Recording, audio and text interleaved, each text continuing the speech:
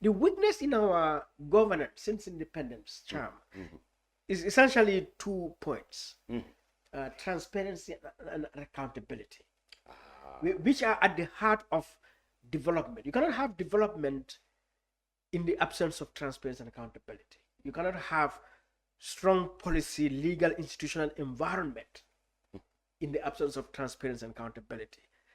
So you cannot have human rights protection in the absence of transparency and accountability. So you think these key areas where we had trouble with? Yeah, that's where we have trouble. And Cham, this goes to also explain, if you look around the world, any country that is going up or down, you can bring the whole narrative down to transparency and accountability. You know, whether they are so-called democracies or so-called autocracies, you know, or whatever form of governance they have. At the end of the day, it gets to the point where it is how institutions, officials, but the rest of society, how, decisions are made and how they are transparent, how actions are made and how they are transparent.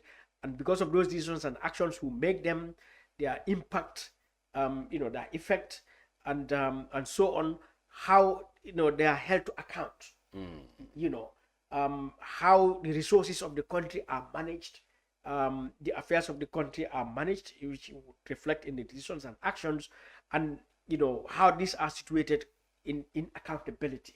So that, people take responsibility, institutions take responsibility, not just for the decisions and actions they take, but, for their performance, for their delivery, and so on. So where you have limited transparency and accountability, you can even generate a so-called high development in terms of infrastructure, for example, in terms of creating services, facilities, and so on. But then it also speaks to the fragility of the state and society, so that eventually what you are going to have is a system that will just crumble down. And again, there are many examples of that, I can share, so that when you look at countries in terms of fragility, you realize that countries that are solid, that have solid, development foundations, governance foundations, political stability, economic stability, and so on, certainty and predictability, are countries that are more transparent and accountable, more secure, as opposed to countries that are very fragile, dealing with issues of conflict. And, because when there is no transparency and accountability, it creates serious inequalities, imbalances, poverty, deprivation, but, and other forms of abuses of human rights. So when I look at the Gambia, therefore, and my work in the space, I have come to the conclusion that transparency and accountability are very weak in the Gambia. And I have attempted to promote this idea, this agenda, as a civil society person myself, even as a journalist at Radio Gambia. If you had talked about that, we can choose some of the actions, initiatives I did. So that in the end, I thought, therefore, if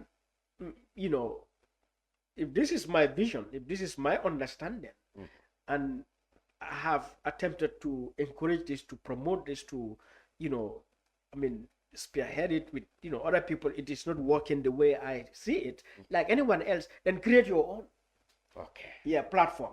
So EF Small Center is informed by this, but of course, within the whole framework of our historic historical experience, and that is where EF Small as a person also connects, because that also relates to the work he did. His legacy was, when you analyze it, essentially it is also relating to transparency and accountability.